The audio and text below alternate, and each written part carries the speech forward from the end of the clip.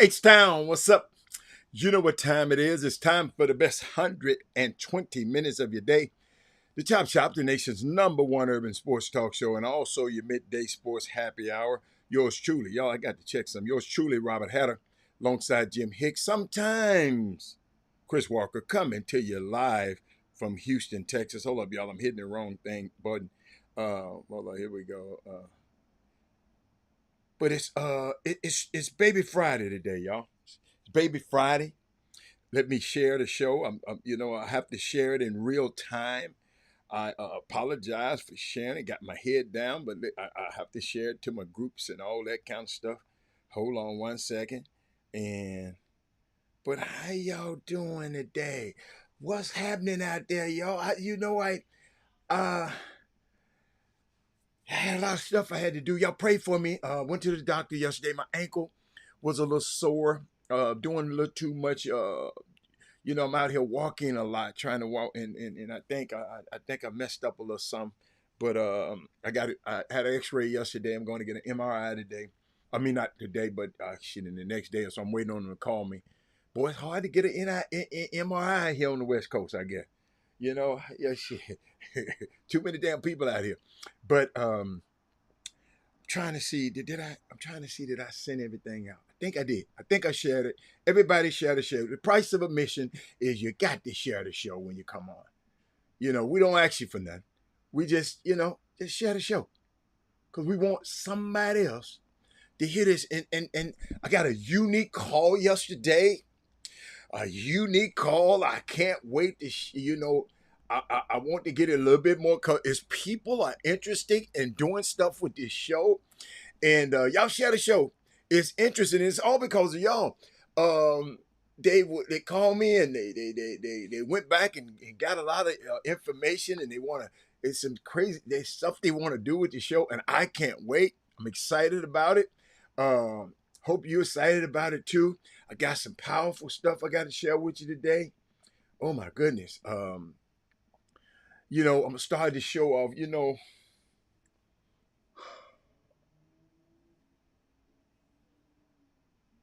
Thinking about um, the four victims of the shootings in Georgia: Richard Aspinwall, Christina Arimi, Kristen Angolo, Mason Shermerhorn. The school was warned about this shooting. The shooter was known to the FBI since 2023.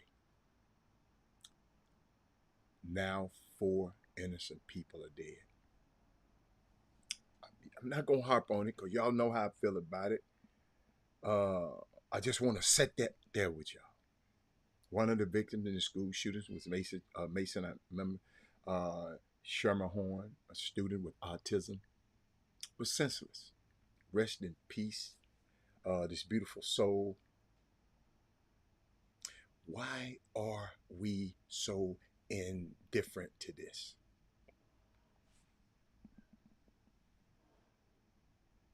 And I know y'all don't even want to talk about it. Why are we so indifferent to this?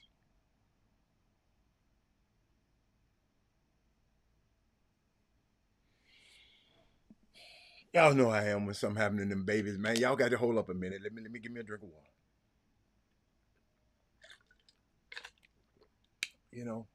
I don't like when stuff happens to grown people, but to them kids, oh, y'all. Let me see how there's some on the screen. I thought there was some on me and some on the screen. But shout out to everybody. Who I got? Daryl Anderson in the building. Brad Kimball in the building. Kyle Cole is in the building. Jeremy Davis in the building. Jerry Jones is in the building. Brandon Wheatfall is in the building. Want to meet you one day, Mr. Wheatfall. I never met you. I've met most of you guys. I ain't met Jerry Jones. Let me just go down. I know who Daryl Anderson is. I know who Brad Kimball is. I know who Kyle Cole is. I know who Jeremy Davis is. I don't know who Jerry Jones. Have I ever met you? I got to meet you. Brandon Wheatfall, I got to meet you at some point. Baddest Moody I know. Sterling Creeks, I met him because he came to a function that I talked about on the show. I wouldn't have never met him. Thank you, Sterling. School shootings are becoming a tradition. It's terrible. Tanya Kimmer, I got to meet you. Yeah, because sometimes, I mean,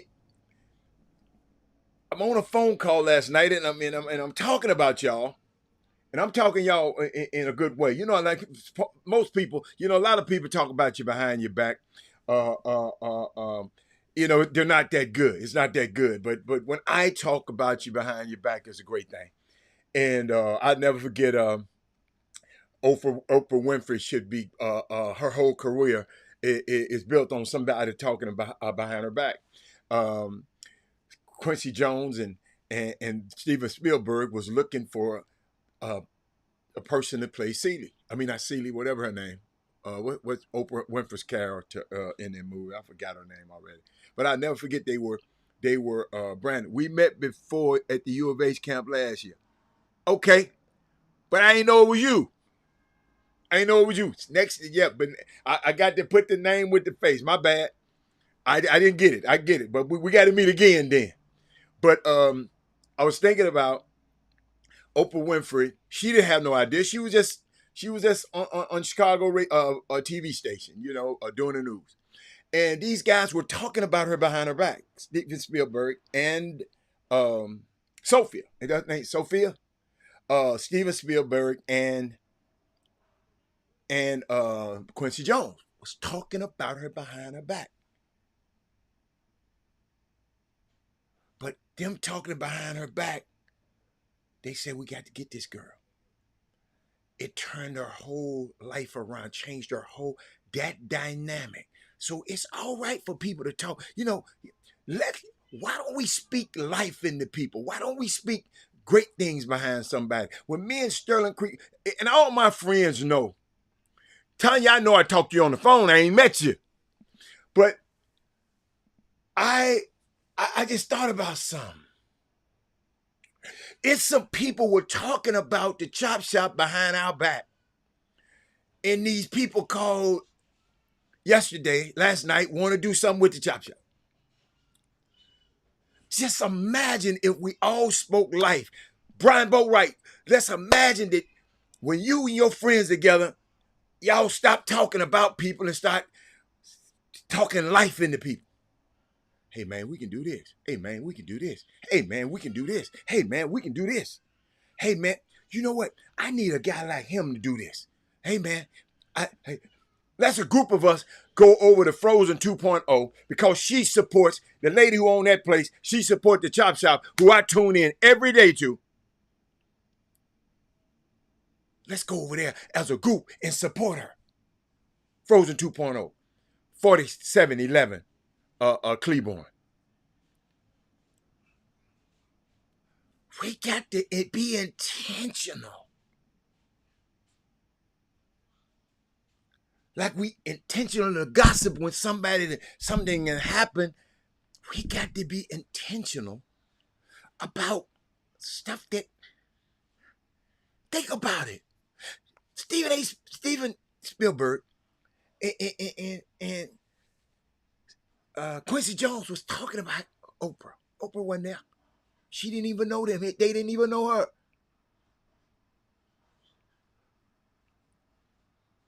I know that make y'all say, Think about that, Tony. What if all of us talk positive about the chop shop? Just said, look, hey, you need to watch this. You need to watch this. No, stop what you're doing. You need to watch this. They crazy. Whatever you want to say about it. But boy, I got something. Got something. I got something to share with y'all. I ain't never. I told you, I don't know how this stuff be coming to me. But when I learn stuff, I always want to share with y'all.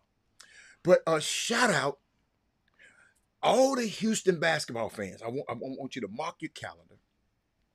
October the 13th. And guess what? Neither one of these schools is paying me to do this.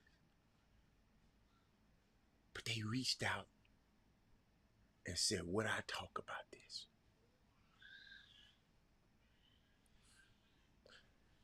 Magic 102 ain't going to do it for them. Nobody else gonna do that, Father. But attention, Houston basketball fans. Prairie View and Sam Houston will face off at Del Mar Stadium on Sunday, October the 13th at 5 p.m. Let me repeat. Mark this date. Prairie View, all you Prairie View fans, and Sam Houston will face off at Del Mar Stadium right in the center of Houston, Texas on Sunday, October the 13th. You can't say you're at work. You can go to church, go to brunch, go to Frozen brunch after that, and then go to Del Mar. I got something for you.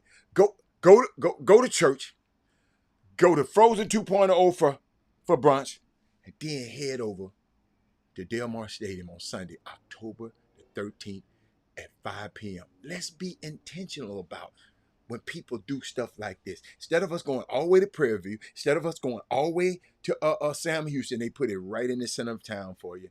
And I'm going to be talking about it periodically. But shout out to those two universities for putting in situations that we can go see these guys and don't have to go all the way up 290, one way in and one way out, and go all the way to Sam Houston so we can see that big old white Sam Houston statue when you pass by there. So, but think about that. Yeah, think about that. Y'all got it?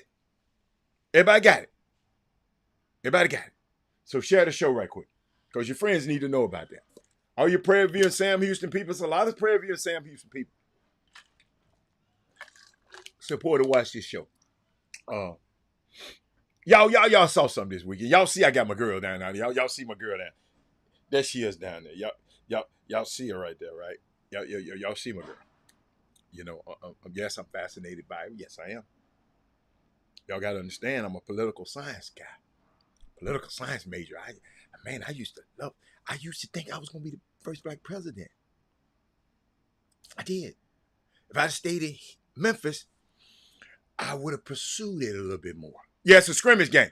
Scrimmage game. You're right. Scrimmage game. Scrimmage game. Scrimmage. It's not an official game. Absolutely. Thank you, Sterling Creek. No matter what kind of game it is, it's a game. I don't know the price. I don't know if they charge a price. I don't know, but it's a scrimmage game. But they told me to tell y'all. They didn't give me all that information, but I'm going to get it for you. But you get a chance to go there. I mean, call both universities, and they'll let you know what's going on. But I saw this clip, y'all. I saw this clip. Kamala Harris popping out her SUV, dripping on her way to Air Force 2 as she left New Hampshire yesterday afternoon. Y'all don't understand. Y'all share the show. I love stuff like this. Share the show with everybody. This is my kind of stuff right here. Watch this, y'all. This boss stuff.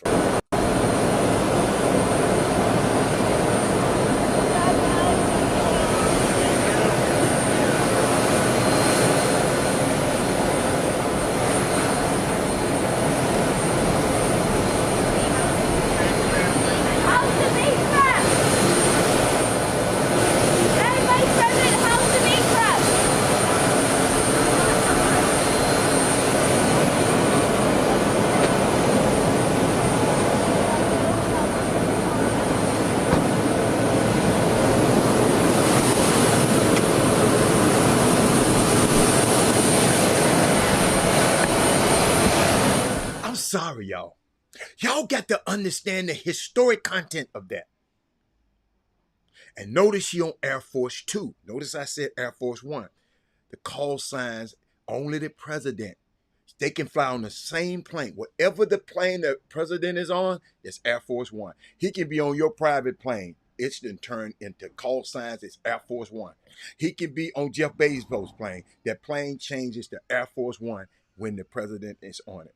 And when the vice president is on that same plane, it's Air Force 2. When she's on the Marine helicopter, it's Marine 2. Just in case you might already know, but some people might not. I know some of y'all already know. I don't mean to be, but You know, I think that's interesting, but I just love her swag. I love the historical. Y'all, this is a black woman. This is a woman sitting at the top.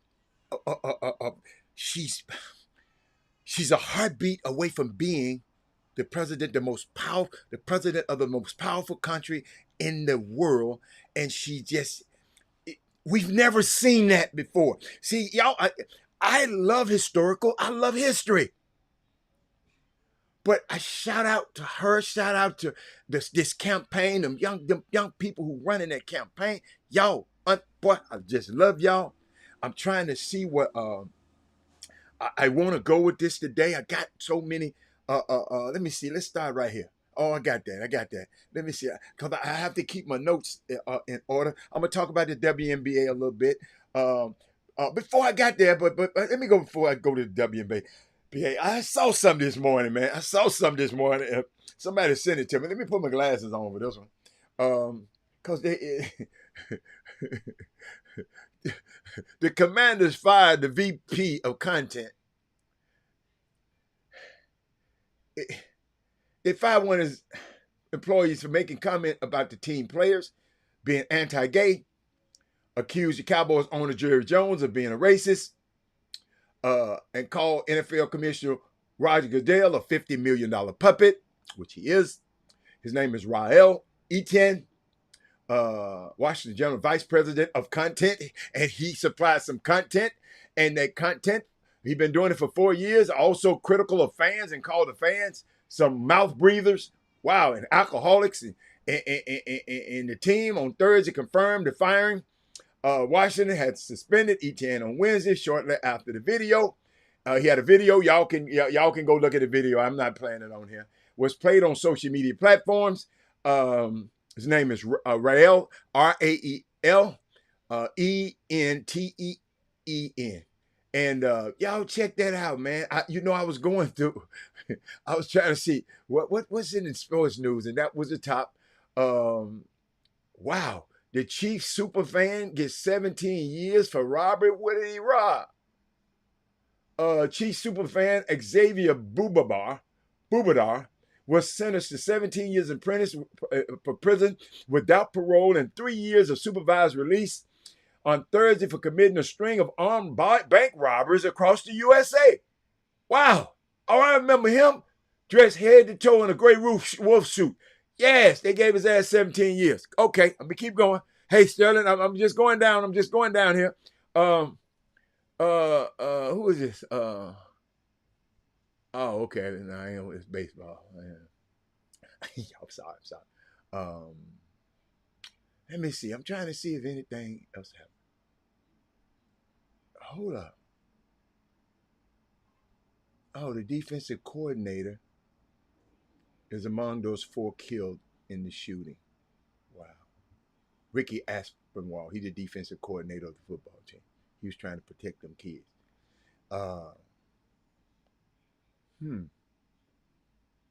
Magic Johnson joins the Washington Spirits as an investor. Washington Spirit is the women's soccer team. That boy, Magic Johnson, got his hand in everything. I just wanted to share that with you. I just want to give y'all something. Yeah, just get I told y'all I give y'all what's trending, and then I talk about stuff that's not trending, but you need to hear. Paul Miranda, this is gonna be a great day. This is gonna be monumental. I'm just telling y'all, Casey Small, I can't wait to meet you because I've never met you before. I can't wait to meet you. D. Holcomb, I want to meet you in person. All the people I never met in person, I got to meet you in person. Kevin Allen, boy, yeah, you like a brother to me. Let's see. I was thinking about that the other day.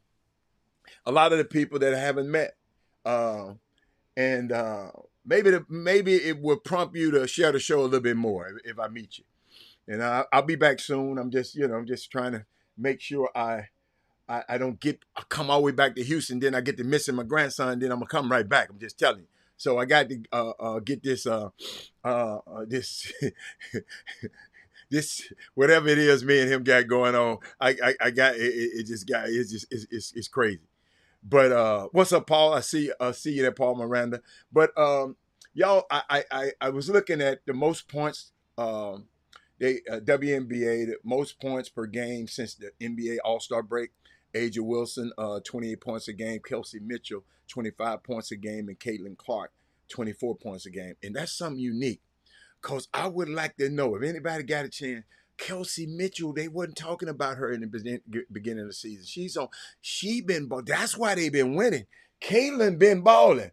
But this girl, Kelsey Mitchell, averaging 25 points after the All-Star break.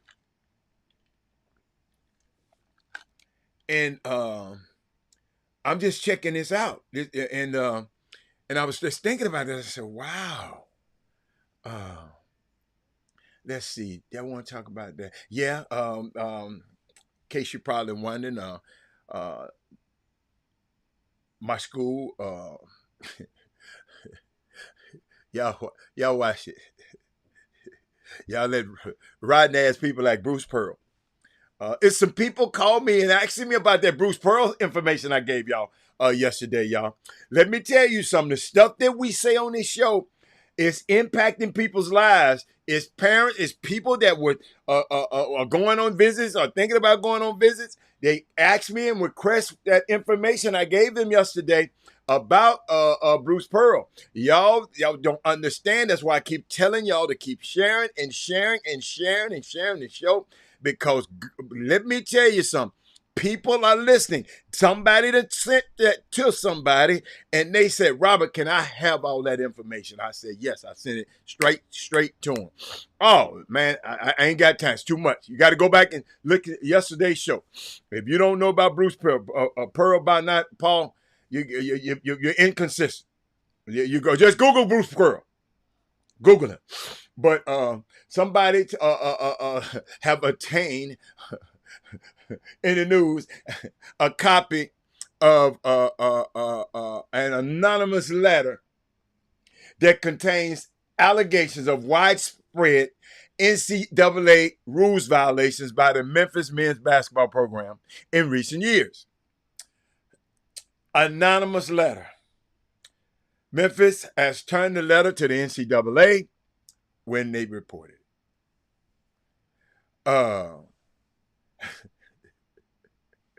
Y'all know how I am about this anonymous letter. Y'all just don't understand. I just don't like to mention people's name because I don't want to give them too much. I just. But interesting. Right after 4 coaches got fired, somebody sent an anonymous letter. What is one of them sorry ass coaches? Let me tell y'all something, man. These are some lily-livered ass coaches. Yes, I said it. Not all of y'all, but some of y'all, some lily-livered. And I see why y'all cater to some of these lily-livered ass people in summer basketball. I see why y'all have great relationships with some of these people that I see that's in round, and I see why now. Y'all had a black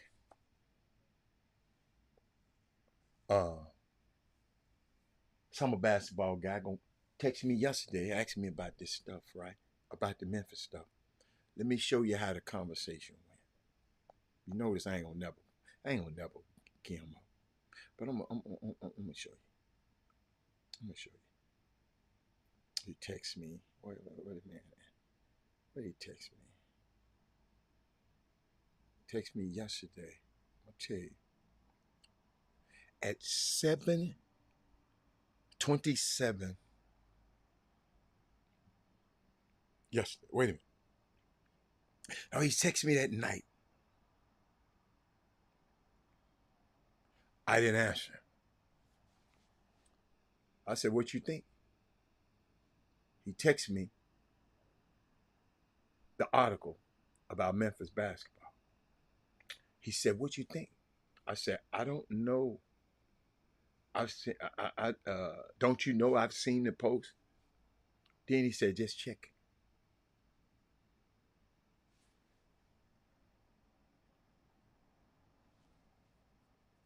See, our problem, Ken Dean,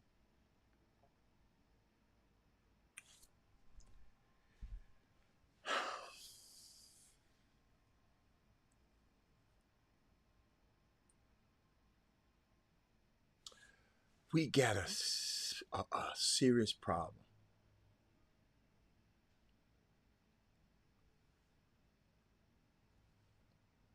Black men not supporting other black men. That's why people don't like this show. I told you, some dudes say I'm too positive. You always got something great to say about somebody. If I was messy and doing the Shannon Sharp stuff, all of y'all be calling y'all friends. Turn it on right now. Turn it on right now. He going in. He going in.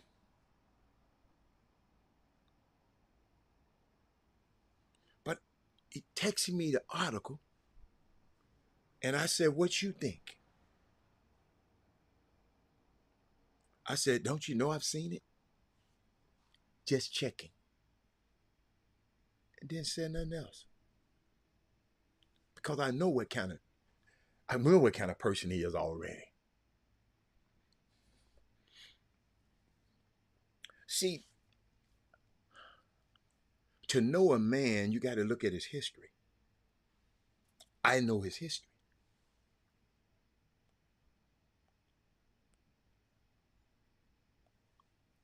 It's bigger than that, Paul. It's bigger than that. Go back, man. You had to go back. I talked about it yesterday. I talked about it another day. I've been talking about Bruce Pearl for 2 weeks, man. I just don't know where you've been. I've been talking about Bruce Pearl for 2 weeks. And there's some unique stuff too. Oh my God, that you won't hear nowhere else. But that's the thing. You have to watch this show. You got to watch this show. Yeah, if you'll miss something, you'll miss it. I'm just telling you. I mean, this stuff. I'm not just talking. This stuff I'm telling y'all a long time ago. I told y'all a long time ago. A lot of this stuff is coming to, but y'all want to listen to everything else. What's up, Ken Dean? But I'm going. But y'all, we something else.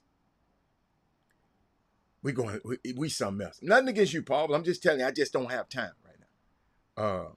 Because there's so much stuff, other stuff going on. It's always something new. I got original content every single day, every day. I was just thinking about this, just so y'all can understand. You know, this Russian interference stuff is real. That y'all know, we talked about it, but y'all don't understand all of the information that was coming to your Facebook page, all that stuff. They done really found out. Then they found out and tied it to the people in America. And guess what? They got ties with that boy. Some of y'all like that number the 45, that guy. And but you know what I think about? That's why I love Kamala Harris, because when she was a senator, she warned us about Russian interference in our elections back when she was a senator on the Intelligence Committee. Now, this was her. Y'all check this out. See, this is why y'all need to see this. Y'all need to watch this. This way back. Trust them. They work hard at great sacrifice, and they have shared with us what we know, which is that Russia interfered in the election in 2016. How did they do it? Well, you know, Russia, a longstanding adversary, they don't have the economic ability to build armies to defeat us, so they decided another way, and they decided to interfere with what is one of the most significant and strongest pillars of our democracy, and our democracy being a strength of ours. When we walk into any room around the globe, we as Americans carry a certain level of strength because people respect that we have a democracy, imperfect though it may be. And one of the most important pillars of that democracy are free and open elections and fair elections. So they decided to attack that. And then to do it, they decided, let's get Americans pointing fingers at each other, going at each other in a way that they will distrust each other, that they will fight against each other. They tested out various topics to see what would get us going at each other. And in so doing, they exposed America's Achilles heel, race. And it was race then that they used to create misinformation, but also as a way to target folks, to create distrust and to turn people off on the election. And so what you see is what I call now the 21st century version of voter suppression, right? We still have classic voter suppression, where you have almost two dozen states who have put laws in place since Shelby v. Holder and the Voting Rights Act then being gutted, that have been about suppressing the black vote. And on top of that, you have Russian interference. The Wall Street Journal recently wrote an article that outlined that my campaign is one of the top campaigns that have been targeted by Russian bots. And it is real. It is voter suppression. It is targeted at our democracy by a foreign government who is hostile to our best interest. And as it turns out, they figured out what is one of the greatest weaknesses of our country, which is the issue of race. And they manipulated that weakness in a way that one can argue had effect. Presidential candidate, Senator Kamala Harris. Did y'all hear that? Y'all, this was back when she was running against Joe Biden. Y'all help me with this one. They been trying to stop this woman. They knew she was a star. They knew she was powerful. They knew she would. They tried to stop her then.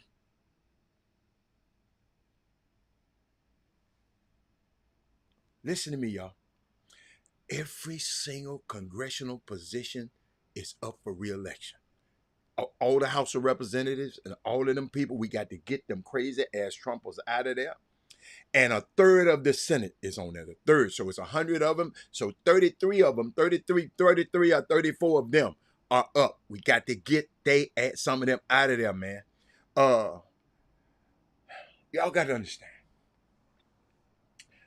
I saw this and I couldn't believe it. You know, because America's, you know, because I got all of these. Y'all know I got some guys. Robert, yeah, you know, I got some of these. Yeah, I vote for the Republicans because I love their tax structures. You know, some of them entrepreneur Negroes I know. But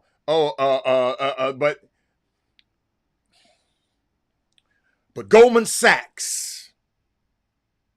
If you don't know who Goldman Sachs is, they said it's in your best. I never heard though Goldman Sachs said it. It's in your best economic interest to vote Democrat straight ticket. Y'all know that admit that Republicans being better on the economy is completely hoodwinking y'all. Goldman Sachs predicts a stronger GDP and job growth if the Democrats sweep the White House and the Congress.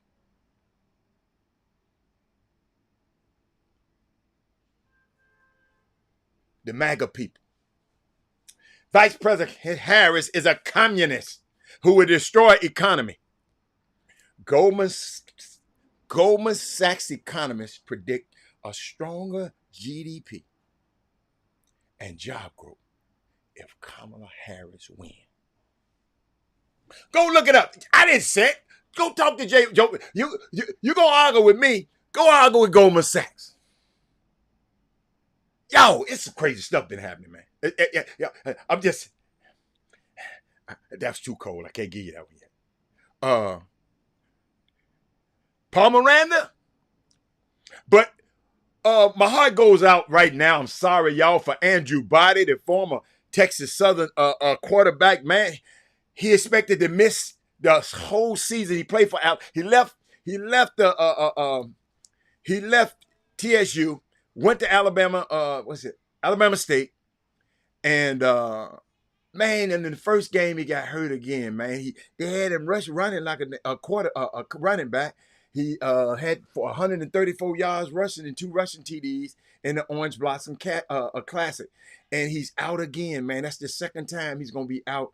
His career might be over as a college basketball player. And now Alabama State University got a true freshman, Zach Sims, taking the majority of the stacks this week because Andrew Body is out for the season. Quarterback Jonah O'Brien He's out, and I most of us know what the gross domestic product is. Okay, okay. I didn't know y'all didn't know that. That's what the GDP is. I'm sorry. I'm sorry. Alpha Yo, Alpha Yo. But y'all got to watch with Alpha Yo because he gave us some bad dope yesterday. He come up here putting on our screen talking about the college coaches in there to see the coach. Man, people called me about that evening. Alpha Yo, they said, what in the hell are you was talking about? See, that's why y'all got to watch what y'all be saying on the screen, because people be calling me saying, what the hell is he talking about? But he just gave you a definition of the GDP. Thank you for that. Thank you. But Andrew Body, man, my heart goes out to you, man. Get well, get your degree. Let's figure out what we're gonna do later. Or you're gonna continue your football career, man. But them shoulders, they so fragile. The way I don't understand the way they make the clavicle, the way they make I think it's the way they making the shoulder pads. I don't how you get pushed into the ground. I don't know. Maybe they should, cause too many of them injuries. But you know what? I wanted to share something with y'all, man. I wanted to share something with y'all, and I don't know if anybody else gonna give it to you. Where did I? Y'all, I sit here and watch because it's public knowledge if you dig a little bit more. But I'm just shouting out to these 10 players. I got 10 players I want to talk about that's in the NBA, and these young men, man. Let me tell y'all something, man. I know what it took for them to do this. I know. I understand some of them gonna take some heat from it, but I'm finna share you with 10 guys. Y'all probably, some of y'all know probably the 10 guys in the NBA that gave some substantial amount of money to the Kamala Harris campaign. Okay? Sports and politics. See, some people don't understand this. And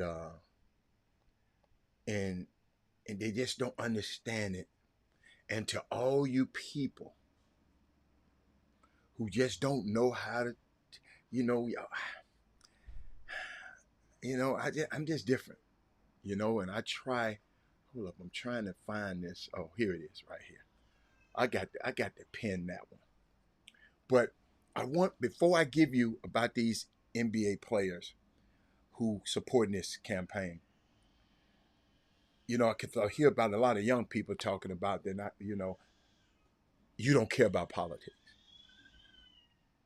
People try to come tell me about their politics. I say, well, if that works for you, Robert Hatter is no longer trying to get you black Trumpers to change. Stay over there. Stay with him. You can't be my friend because that man mean me harm. If somebody meant you harm, I couldn't support him. If somebody meant somebody on this Chop Shop harm, I couldn't support him. That's just me. I'm just like that. I have to put my selfish reason. Oh, but Robert, I know you making money with me. No, but I love him. All right? Because guess what? The next place the next black person you be trying to get is me. You follow me? So, but if young people come talk about Paul Miranda, they don't care about politics, but your landlord does. That's how he keep your rent high.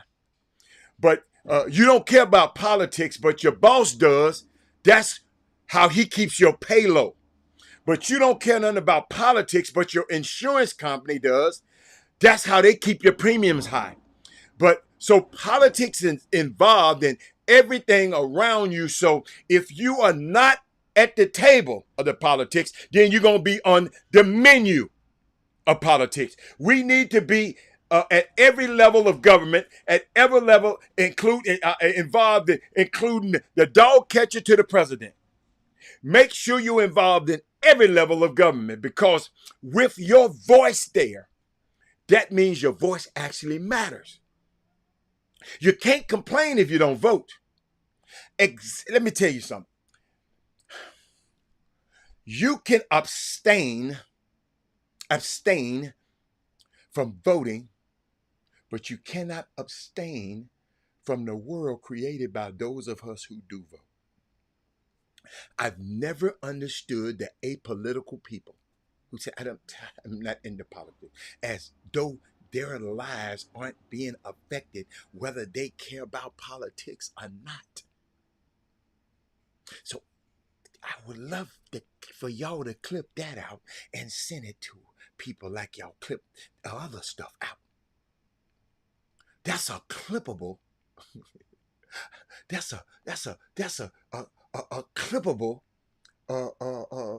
Let me pin that. I got to pin that one, cause I keep. Hold on. I got to pin that one, cause that one kind of good. The more I listen to that, the more I got to pin that one. Y'all hold up. I got to pin that one. Y'all might didn't get it, but I just got my own words. Hold on. I got my own. If anybody ever just listened to themselves one time and said, dang, self, you hit that one, self. I just did. I hit my own self, man. Where was I? I was about to go. I was talking about the NBA players, right? Where am I? But Paul Miranda. I say ain't nobody putting up on the screen, so this probably fresh news to y'all. My number 10, it's 10 of them. Number 10 is Bradley Beal. He donated $100,000. He has long been an advocate for social justice and equal educational equity. Bill has witnessed it firsthand the challenges he from St. Louis and that many communities faced, which has fueled his passion for making a difference. His support for Harris is rooted in her commitment to addressing these issues, particularly through her focus and expanding opportunities for underrepresented groups. It's Bradley Beal. Bill's contribution underscores his belief in Harris' ability to bring about the change needed to create more and just and equitable society. That's number 10, Anissa Beal. That my nephew on here. That's Bradley Beal.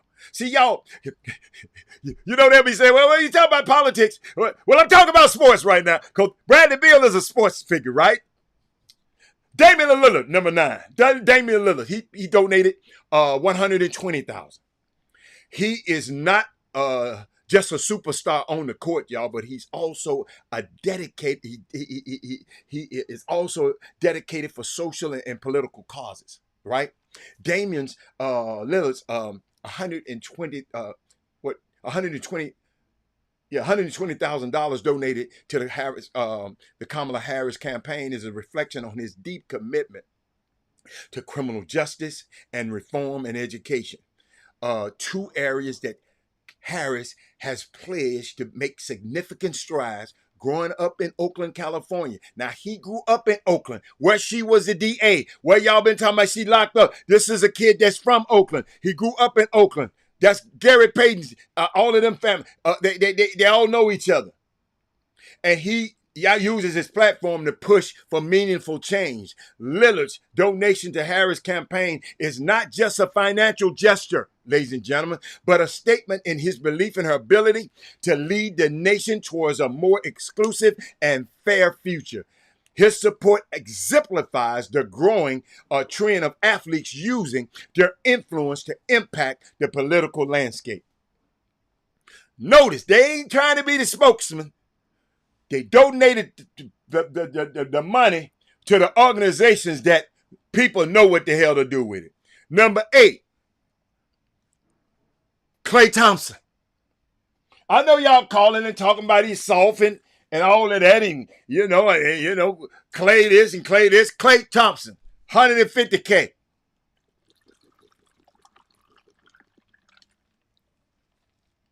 $150K.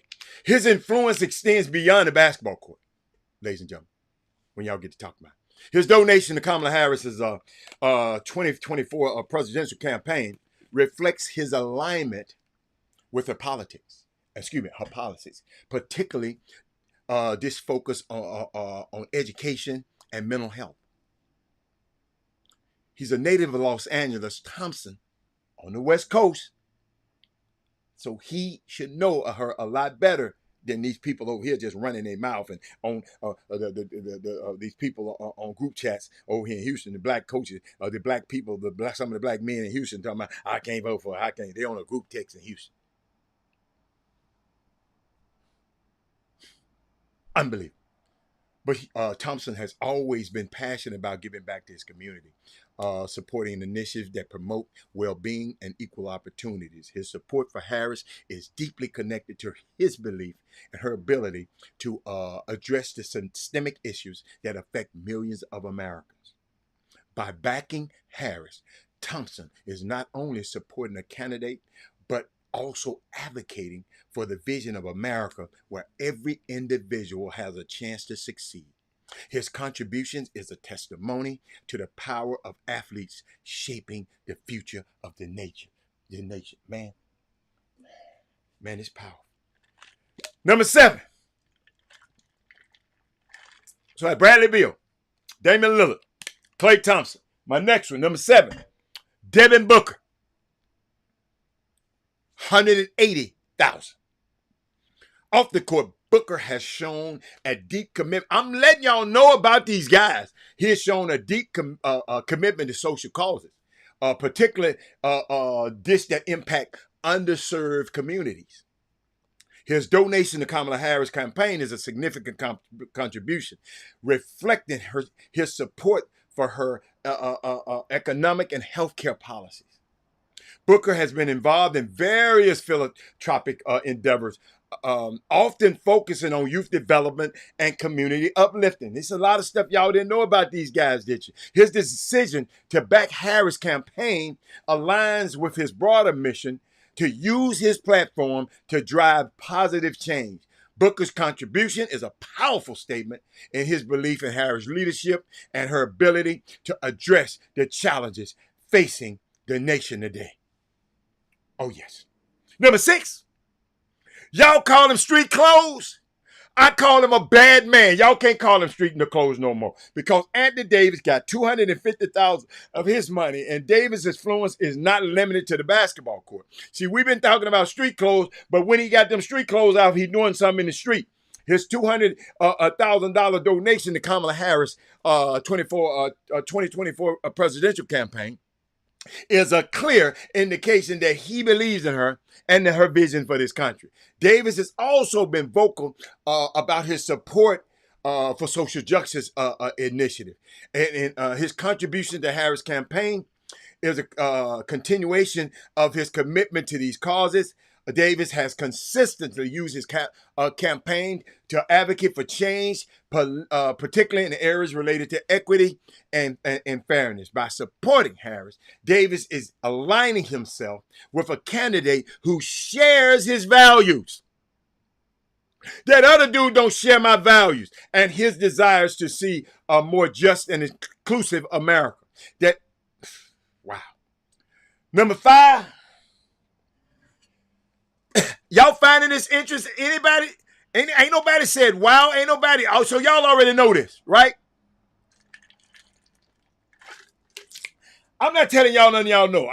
Y'all already know this. Can I stop? Or should I get on with the other 5? Let me know, because ain't nobody saying nothing. Ain't nobody saying nothing. Eric Boone, what's up, boy? Welcome. Eric Boone, I'm talking about the 10 NBA players that has donated to the Kamala Harris campaign. Talking about them. Thaddeus Moody said, continue. I need more than you can. I need more than Thaddeus Moody. I know y'all ain't heard about this. Stephen A. Smith ain't going to tell you this. Shannon Sharp ain't going to tell you this. They can't talk about this. That's why I tell y'all to share the show. That's why... There's some news you can use. This ain't no news you can snooze on. You need to know about these guys when you're talking negative about them all the time. Number 5, Chris Paul, $250K. He's one of the NBA's most respected figures, y'all. Paul has been an advocate for social justice and voting rights. His donation to Kamala Harris' campaign underscores his belief in her ability to bring about a meaningful change. He has also been engaged in the political process, using his platform to encourage others to get involved, like I do every day on this show. He supports, and he's a sports figure. I got a sports show. Of course, I'm going to try to get y'all, encourage y'all to get involved. Come on, y'all. This the Chop Shop. It was derived from the beauty shop, the barber shop. So where you went in the barber shop and chopped it up. And we talked about everything in the barber shop. But some of y'all just don't want to learn nothing different. You just want to worry about where Doug got somebody ranked. His support for talking about Chris Paul for Harris is rooted in his commitment to ensuring that every American has a voice and justice is served for all. This Chris Paul. Chris Paul's contribution is not just a financial endorsement, but a powerful statement of his confidence in Harris' leadership and her ability to lead the country forward. Number 4, this one kind of surprised me. Jason Tatum, $300K.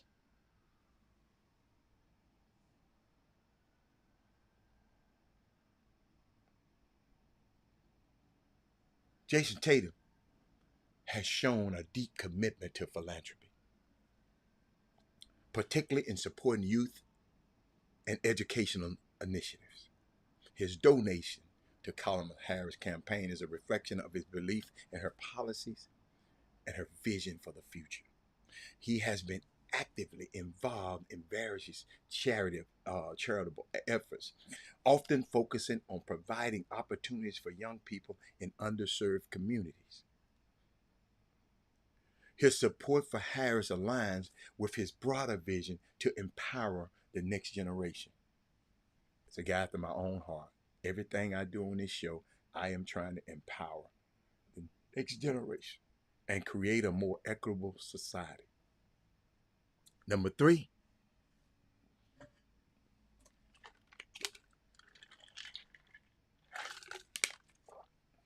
the Slim Reaper, Kevin Durant, $400K. KD's contribution to Kamala Harris' 2024 presidential campaign is one of the largest among NBA players, reflecting his strong support for her leadership. He has long been involved in philanthropic work, particularly in areas of education and community development. His decision to back Harris is rooted in his belief that she can bring about the changes needed to create a more just and inclusive society. Durant's contribution is a powerful endorsement of Harris' candidacy, highlighted the influence that other athletes can have in shaping the political landscape. His support for Harris is a reflection of his commitment to using his platform to drive meaningful change. Shout out to KD. Hold up, y'all. I ain't been clapping for my boys today. Hold up. Let me see. That it? Hold up.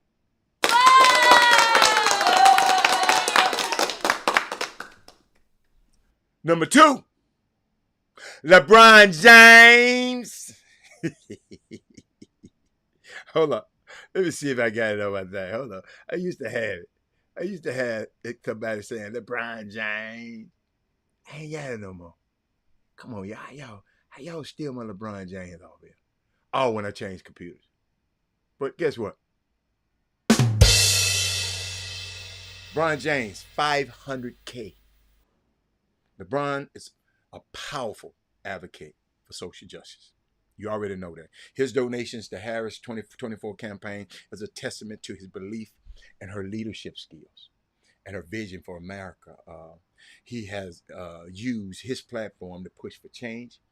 Part of the areas of education, you know about the I Promise School and Kent State University and the criminal justice reform. His you have to find if y'all let me finish, I'm gonna get to all the people. Number 2 is LeBron. If you let me finish it, that is moody. But I know you want to be first. But his philanthropic efforts, most notably through the LeBron James Family Foundation, has focused on uplifting at-risk youth and providing them with the resources that they need to succeed. Look at my boy. Look at my boy, Brandon Wheatfall. Look at my boy, Brandon. By supporting Harris, LeBron is aligning himself with a candidate who shares his commitment to creating a more just and equitable society, ladies and gentlemen. His contribution is a powerful statement to his confidence in Harris' ability to lead the nations toward a true and better future. Number one. Number one. Number one. What else? Stephen Curry. 600,000. Curry's donation to Harris is the largest among the NBA athletes, highlighting his deep commitment to her vision for the country. Did any of y'all know this already?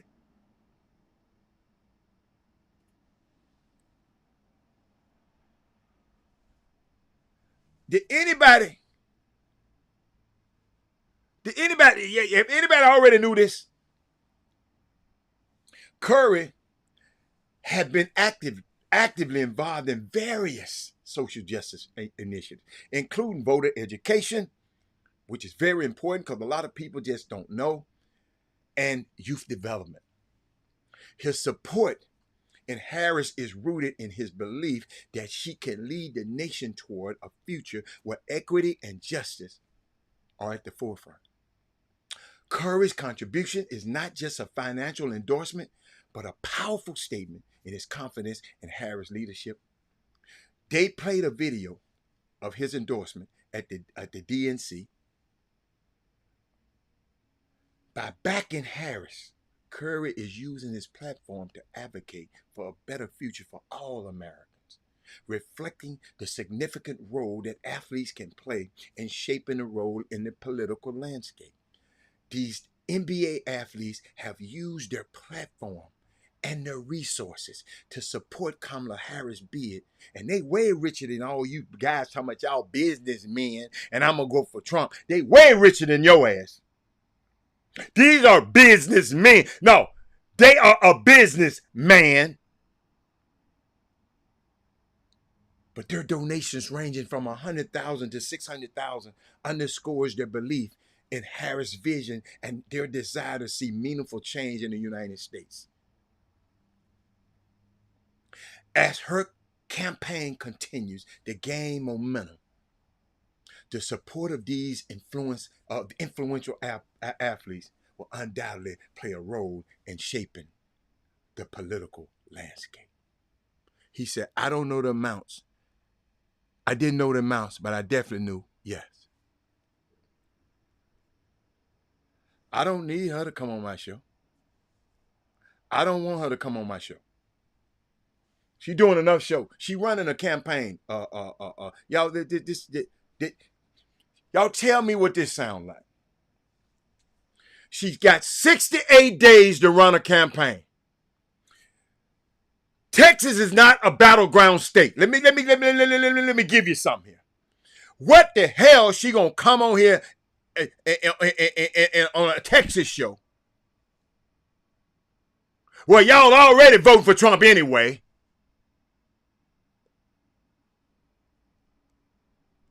Businessman. The hell she gonna come on this show for?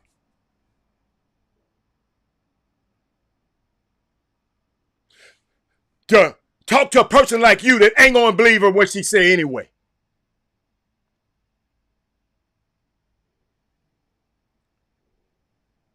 Yo, that's trolling 101 right there. That's a troll question right there. Been doing this too long, bruh. I've been doing this too long. I was just sharing with you how, listen to me, y'all, how all of these 10 athletes, y'all think about this. These 10 athletes supporting this campaign and her. And this would this dude come on. I already know her plans for the country.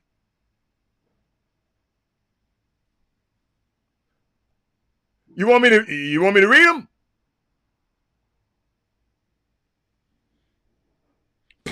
Let me read it to you.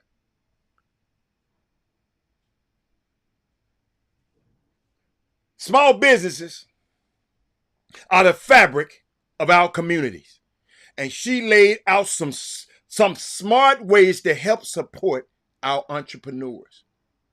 Just like she did as vice president, Kamala Harris will strengthen the small business across America. And that's what your ass is, a small business across the country, including in communities that have often been overlooked.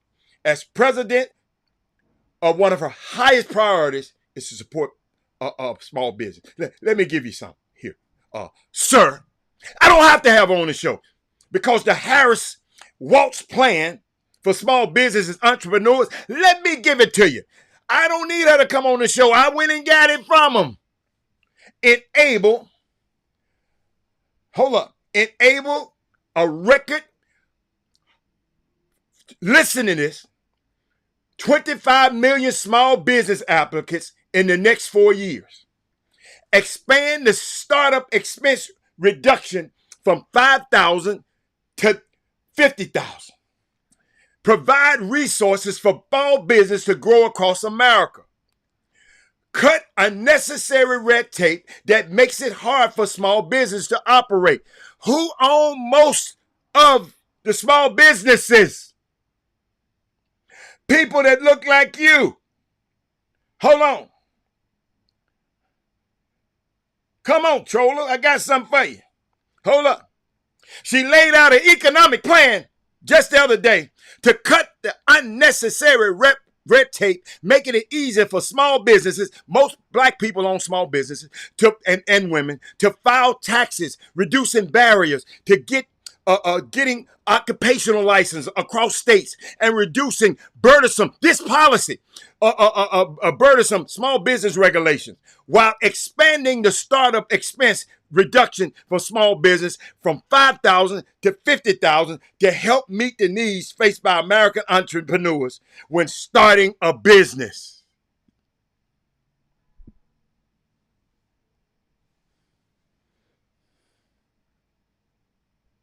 Quit trolling, dude. I'm gonna give you what you've been asking for. Quit trolling. I'm just telling you now. Trying to be nice. Quit trolling. You ain't doing nothing for our viewers. I just gave it to you. What's her politics? Did y'all get that?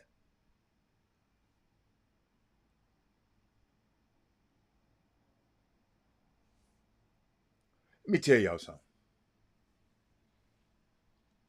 All these black entertainers and black celebrities who want to come and talk to Ice Cubes and all of these people, have y'all noticed the timing when they come and start talking? Do y'all know the timing of these comments that's on my feed? If these black celebrities, Jermaine Dupri, all of these guys is talking now, if they had some genius strategy, where were they the last 4 years when Republican lawmakers and judges blocked the George Floyd Justice Bill and Policing Act? Where were they when they blocked the John Lewis Voting Rights Act? Where were they when they ended the affirmative action? Where were they when they halted the Black Farmers Relief? Where were they when they restricted the venture capital fund for black women? Where were they outlawing minority business grants? Where were Ice Cube when they erased the black congressional districts? Where were they when they were banning books banning Black History class, closing DIEI offices. I was there talking about it, but where were these guys? When they refused to convict the officers who killed Breonna Taylor, where were these people? Where were you, Panther Network, when they ousted Black lawmakers out of the Tennessee State Senate? Where were you when they arrested Black people for voting in Florida? Where were you and where were they when they banned civil rights groups in Florida from getting food and water, waiting in long lines for voting? And they shut down a lot of voting places so the lines could be long. And then when the people come out there you're going to get arrested for coming out there giving people some food and some water. Y'all, what's been happening? Many of us been playing defense, y'all, without a full bench the last 3 quarters. And we could have used some of this help from these celebrity people who running their damn mouth right now, or these people like this running their mouth right now, but they showing up in the 4th quarter and want to change the playbook. I went sports because we got people like King Sticks, all he worry about is football. And I'm going to talk about that in a minute, but I ain't going to talk about it in the way you want me to talk about it, if all this football fandom. Because I know for a fact them owners don't give a nothing about you watching their football games tonight.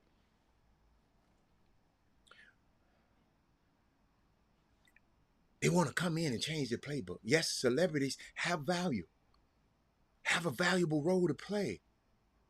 But they don't get to show up 2 months before the election and ignore the work of Black thought leaders and demand a meeting with presidential candidates.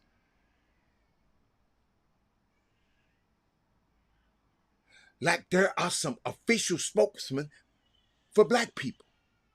I'm not no spokesman for Black people. I ain't never say I'm no spokesman. I just know it's a difference in this election. It's a difference in 2016. We're reaping the benefits from us being this damn ignorant in 2016. Well, a guy gonna tell me that get her age to come on this show. I'm telling you, I don't need her to come on the show. I'm telling you her policies, and your ass still come in. And I just gave you her damn policies, and you still running your damn mouth on this feed. That tells me you're a troll instead of just sit back and listen. You don't know not one of the policies that I just gave you. Because you worried about over there typing, and you're typing too many damn words. The Panther Network, that's what I'm talking to. Doug Jones said it.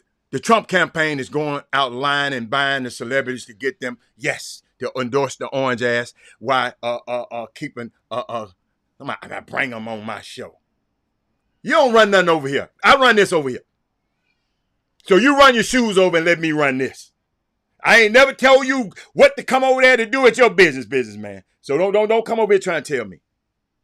Don't tell me about my show. Just support and just go. All right, here I go. Let me finish.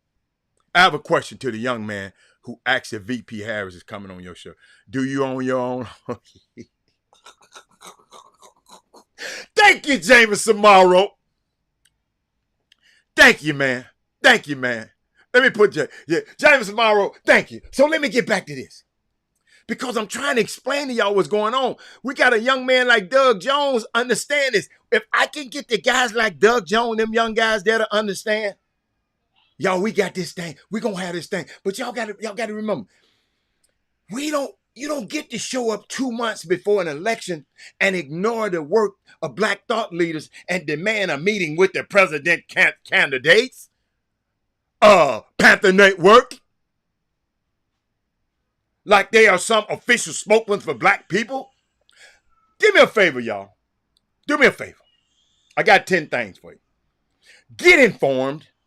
Take a class. That's what I did.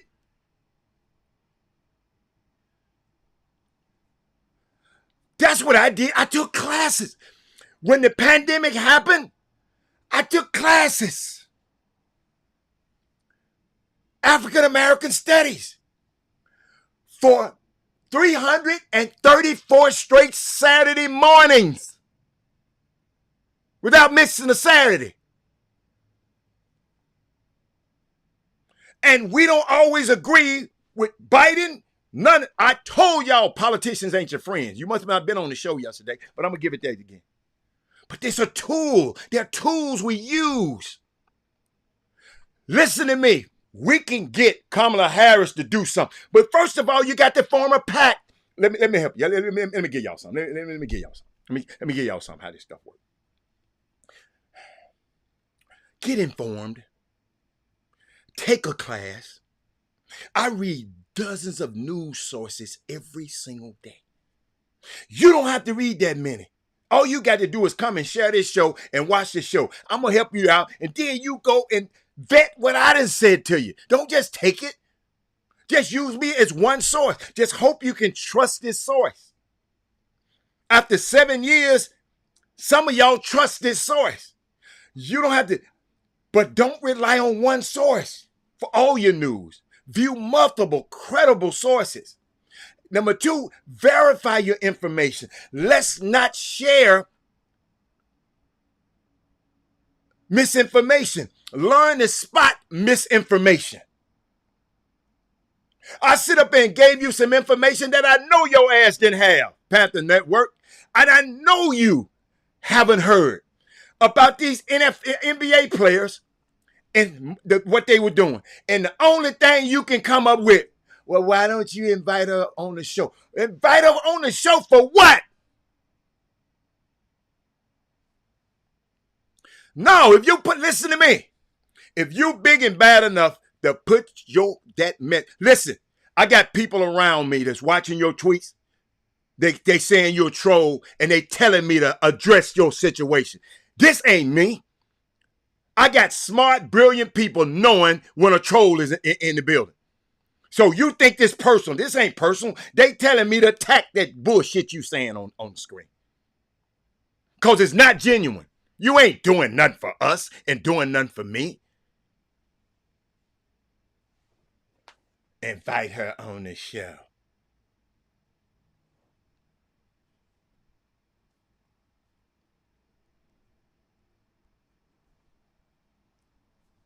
You didn't comment on nothing. I had a topic. Now he talking about, does your viewers get to comment? You comment now. But I got the right to address that bullshit ass comment you put up there. If you big and bad to put it up there, can't I be big? You expect for me to sit up there and let you spew that ignorant ass. So that's what you expect. You got the wrong show, bruh. I ain't mad at you. I don't know you, but you got the wrong show, bruh.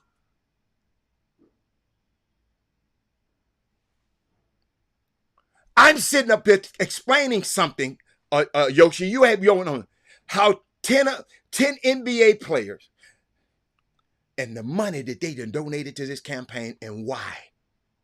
That information probably is hard to find that information. You have to really go and dig and get that information. So I do all of that work and get all that information.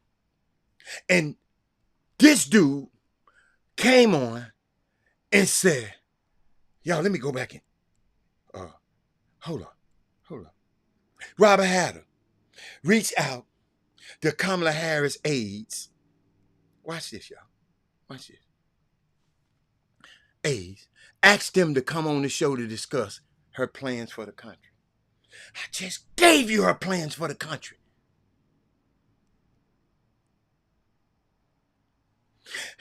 And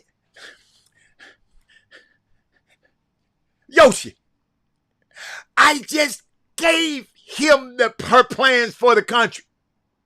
And this dude put this up on the screen.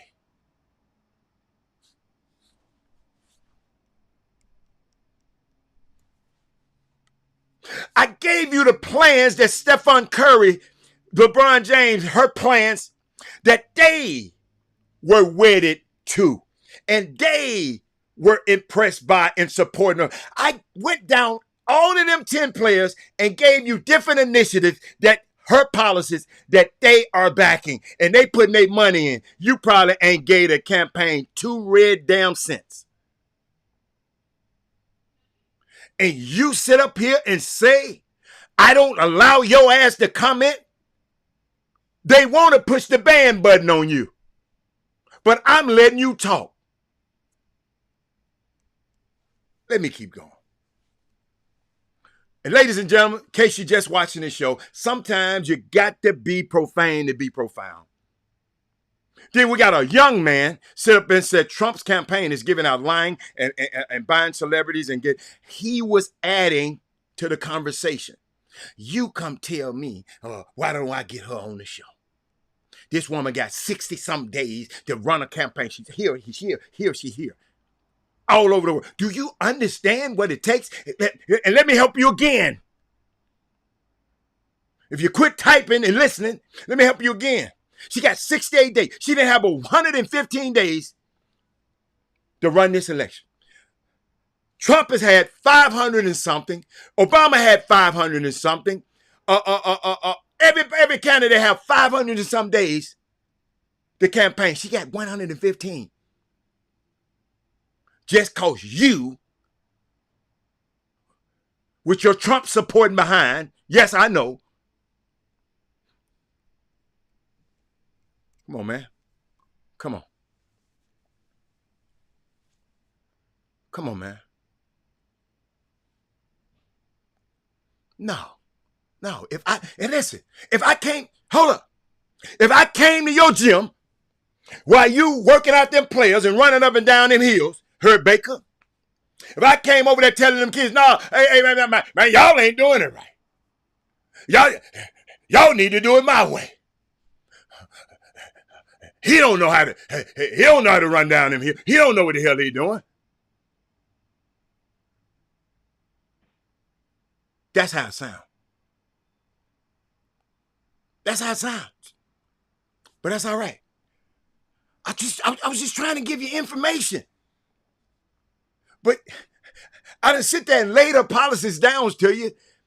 I even sent you some.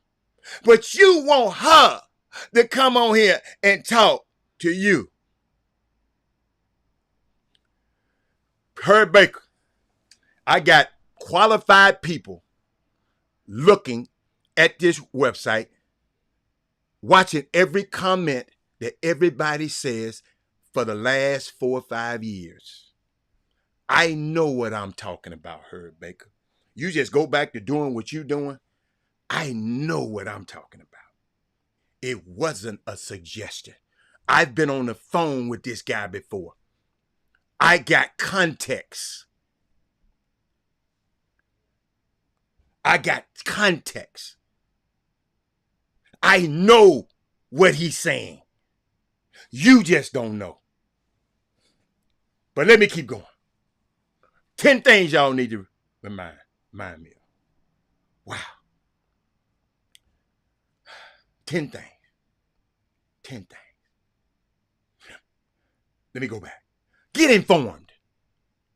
Take a class. That's all I'm trying to do is give you information. Read dozens of news sources. I read dozens of news sources every day. But you don't have to read that many. But don't rely on just one source. For all news and all these, everybody ain't credible. That CNN and MSNBC, New York Times, or Washington Post, they lying.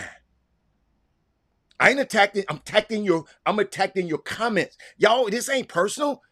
Y'all don't understand. I'm not talking to y'all. I'm talking to your comments. You know how to separate? Well, then don't write them up there. But let me help you. Verify information that you share. Before you share some, verify that information. Then go vote. Then meet up and talk about stuff. Volunteer. How many of y'all done volunteered? Donate. How many of y'all done donated? Support organizations that already been doing the work. Don't reinvent the wheel. Lobby your local officials. How many times have you went down to your local officials and tell them? How many times did you ask Sylvester Turner, I need you to come on Robert Hatter's show? How many? I need you to come on this Chop Shop. How many times have you asked Linda Hidalgo, the mayor, you need to come on the Chop Shop? How many times? Y'all see how that sounds? You need to lobby your local officials. And you need to run for office yourself. If you don't like how she doing it, you run. Start a PAC, a political action committee. Before who is that going? Who gonna add some? Alfio, a PAC, PAC, political action committee. I've been suggesting that for years. The Chop Shop should have a political action committee. Is something wrong in our community that we don't like? Because y'all scared of the summer basketball people. Y'all scared of them. Y'all. Maybe y'all ain't scared of the politicians because y'all scared of the summer coach. He might blackball my baby. If your baby good enough, they talk negative about my son, and we didn't have no problem getting no scholarship. We didn't have no problem getting to school. We didn't have no problem, and they always talked about him. They can't stop y'all now. Y'all got me. Yeah. But we ain't talking to you then. We ain't talking to you. If you don't need to hear it, your vote good. Go get somebody else to vote. But one thing I do like to add before I leave, cynicism is not a strategy. And apathy is not a solution. If you don't know what cynicism means, all of that whining and that ain't the strategy. All that criticizing, that ain't. And apathy I just gonna sit this one out. It's the lesser of two evils. But my young man is right. King Sticks. If you like NFL football, it's back tonight. It's back. You got some guys over in Brazil. The Packers in the East, all the way in Brazil, Sao Paulo. The first game, start off the season, the Ravens and the Chiefs tonight on NBC and Peacock. Hold on, let me see. Can I find? Hold up, where you at? Oh, there you are. On Peacock. They got what else we got? Yeah, those are the two games that start tonight. Ravens, Chiefs, Packers, Eagles. From here on out, y'all, our Sundays for the next 6 months, y'all will be worshiping football on Sunday. Y'all, if you know about me, y'all know I don't. I watch it occasionally, but I'm just torn. You know how sometimes you're torn, so I look over there at it. If I do, maybe tonight, because I love how I don't want you to change the subject, but unfortunately, Rich Homie Quan has been killed. I don't even know who Rich Homie Quan is, but Jimmy, I'm a Rich. I know I heard of him, but I ain't not just familiar. What's his song? Rich Homie Quan that got killed. Okay, how he get killed? Rich Homie Quan. Jimmy, you know who Rich Homie Quan is? Huh? Rich Homie Quan, I know. you know what that is? Huh? I know one of his songs from at the award show at one of them shows. One of them songs. It's like we talk about the other group. I mean, you hear it. When we talk about the Migos, you hear one of them songs. You gonna know it. You gonna know one of them. He ain't like the Migos. Migos got it going on now. No, I'm saying, but he had a song with a good hook line one year, a few years back, and so everybody remember that song. I'm gonna find it. Keep talking. I'm gonna find it. Y'all got me want to find it now, huh? Something about the lifestyle that was. Oh, that's him. I like that. In the lifestyle. Like, oh my God, I love him. That's Rich Homie Quan. That's my dude, man. No. Yeah. No, Jimmy, I know. I like him. Who killed him, Rich Homie Quan, man? We got to find that Negro. No, they say overdose. That was Doug says on there. He had an overdose? In Africa. Yeah. Oh, what he had that? What he do? What he mess with that lean? Or that? What's that? Hey, man, guys, man, that's. Hold on, Jimmy. What? Lifestyle. That's the name of it, Jimmy. Him and Young Thug. Him and Young Thug. Yeah. Hold up, y'all. Hold up. I got to hear a little. Come on, dang play. You can't get no more than I, hold on. 7, 8 seconds. I'm listening for myself. 7 seconds. That's all you gonna get. I ain't get. Oh, yeah. Hold up. I'm finna add that one to my thing. Hold on. I'm finna add Yeah, that one. that's it. Oh, it's already it's in my library. Oh, yeah. I'm listening to that after show. I'm sorry, y'all. Let's keep going. And shout out to Charles Barkley. He did donate that money to that New Orleans school with them young girls who I think, I don't know if they said they solved the Pythagorean theory. They everybody always said for years they wouldn't, and these two black girls said, okay, we're gonna solve it. Y'all been trying to solve it that way. We're gonna solve it this way. And he gave $1 million to their campaign, to their Yeah, school. That school down in New Orleans, private school down there. Yeah. They want 60 Minutes. That's why I saw Yeah. I saw that, and I actually had mentioned that Yeah. on the show when I first saw it, and then went back and checked on those young kids again. That school is starting to thrive. They already were thriving mentally, and they gave the story how them little girls, 2 young ladies, how they engaged into the process of solving what had never been solved in the history of mankind. 2 young black girls. So Women Rock Wednesday, well, it was yesterday, but shout out to those young ladies down there. Shout out to their school. And it's predominantly black, the school, Yeah. the student body. And Jimmy, So- I even played the clip on the show. I just got to find it. I played the clip on here before. So we got a couple other things. We got, of course, you mentioned we got football tonight, and that's Yeah. Baltimore and Kansas City. If that don't get your attention to start the season off, nothing will. I love the Chiefs. I want the Ravens to win. I mean, I want both quarterbacks to excel. I wish it go down to the last possession. So that's what I'm rooting for. I'm rooting for a good ass game because, see, Jackson needs to have a great game. Patrick Mahomes don't. And that's how it is. Remember how Kansas City started off last year, struggling, then clicked it in the gear and rolled and ran the table, went to the Super Bowl. So this is one of those things where I'm really rooting for Jackson to basically to get back in the gear and start But Jimmy, the season. if he win this game, it's just a game. I need him to win in the playoffs. Yeah, but Patrick Mahomes has an outstanding win-loss record against him. So Absolutely. But I want him to win this one, but I also want him to win in the playoffs. Yeah, but you can get a double win if you can outplay the opposing quarterback and you can get the win on the field.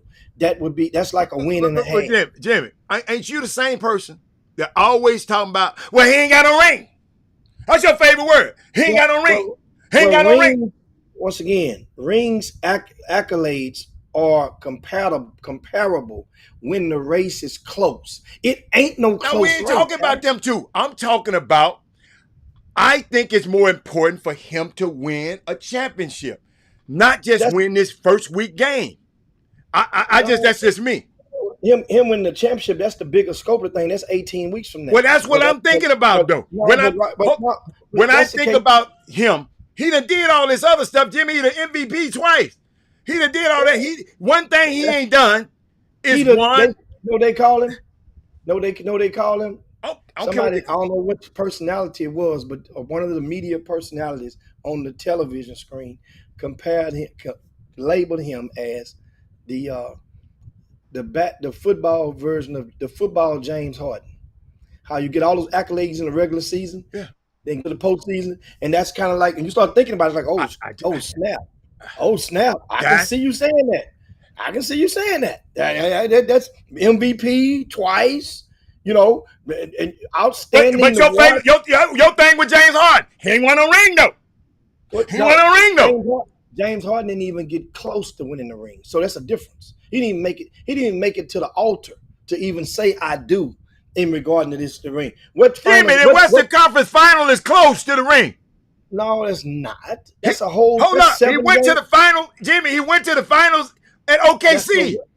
Well, I'm talking. Yeah. Well, he went. Come To. on now. Come He on now. was six. Come on now. You He got to was have your six. facts right when you're talking Big He Daddy now. was 6 man. We talking about. We're not talking about the OKC version of Six James man, Harden. We Jimmy, know he that. was the first person off the bench. Jimmy, he played more That's minutes than the starter. well, that's called first person off the bench is called a 6 man. What are we But talking he about? played more minutes than the starter. Who Okay, was the but that starter in front of him? You don't even know, do you? Who was? that James Harden is by no means the version of James Harden that we are talking about when he's saying it, comparing him to the James Harden. We're talking about the James Harden with the Houston Rockets, when he was getting MVPs, not 6 man of the year.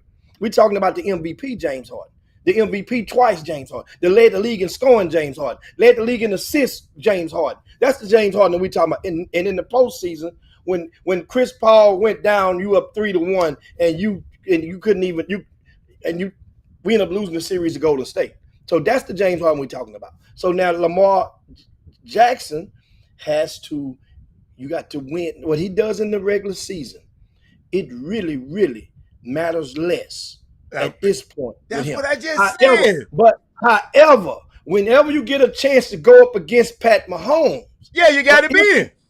but you got to beat him, because if and when you do win a Super Bowl, then you start getting into the conversation, and you can say, well, man, he did this against Pat Mahomes. Otherwise, you ain't never coming close.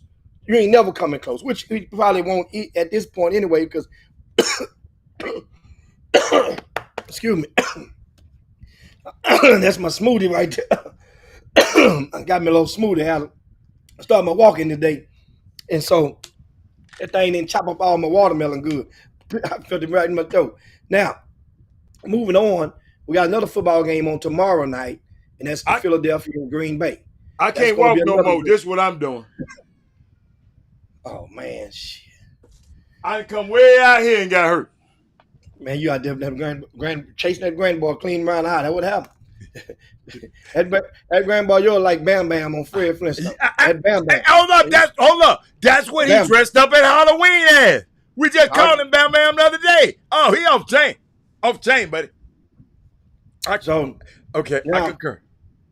Now we got, of course, NFL football tonight, Yep. Friday night. Then, of course, they yield Saturday because of college football. A lot of college football. I'm loving the college football season already, knowing to the fact that we got the 12-team bracket start this year. Yeah. Oh man, that's why I'm loving it even more. And all of the drama already. And of course, Deion Sanders in Colorado goes into Nebraska. And Deion, I love his response. I just hope that he's got to win, and he's got to keep winning, man. You keep winning, and it does. It has the Caitlin call. Understand something? How some people feel about Deion Sanders / Shadur Sanders / Travis Hunter / Colorado is how a lot of you guys may have felt when you felt the way you felt about Caitlin Clark 3 months ago, and just can't get mad at it. It is what it is. It's embedded in some of our. That's just how we are towards towards other races, and that's guess what? That's how some people are. And but you sometimes you can't understand it when it's on the other side of the fence. Deion them, and you keep winning, then eventually people will say, right, throw their hands up and say, you know what, that is a bad. It was the same way with Larry Bird and Magic Johnson. It was decent. It was similar. Just it wasn't no social media. Can you imagine if they had social media when Larry Bird and Magic came out? Do you guys understand that rivalry started in college and they transcended over into the NBA? Larry Bird, that was a lot of black folk I know still can't stand Boston. That's the reason that their daddies didn't like Boston. They didn't like it. Their daddies didn't like it. And their daddies didn't like it because of the Larry Bird, because of Kevin McHale, because of what Boston kind of looked like in comparison to Atlanta or any other or Baltimore or cities like of such. Hey man, this Colorado thing, they keep winning, and it's going to be really intriguing because 12 teams get in. But they're in the conference in that Big 12 now. That Big 12 is serious. It's not as seriously good because, of course, the departure of Oklahoma and University of Texas. gone to the SEC. But as we see, the SEC done lost some of their thump as well. There's no Nick Saban. Alabama's still Alabama, but it doesn't have the fear factor of a Nick Saban. He's like the candy man. You say his name 5 times, Nick Saban, he coming behind you somewhere, and they're going to get you. Florida just got their heads dumped in. You know, all eyes are on the ACC right now, right? Not because Clemson got their heads beat in, it's because of Miami right now. Florida State, they done lost 2 straight in the ACC, but Miami is the team to watch. This kid Cam Ward, that was the man that right now, that's genius because he got a real bag. Remember, he put his name and declared for the NFL draft. He was gone. I spoke with his dad. He was gone. He said, if somebody else can get us change our mind, we gone, man. We gone. And sure enough, Miami came through, and we know Miami made no secret about their bags and how they doing it. And they put a real bag out there. And this young man came out there and earned pretty much every bit of it in the game on week 1 with Cam Ward. Now, yeah, that is let's not forget the Big Ten. Of course, Big Ten, Ohio State, Michigan. Michigan got Texas this Saturday. That's an early game, guys.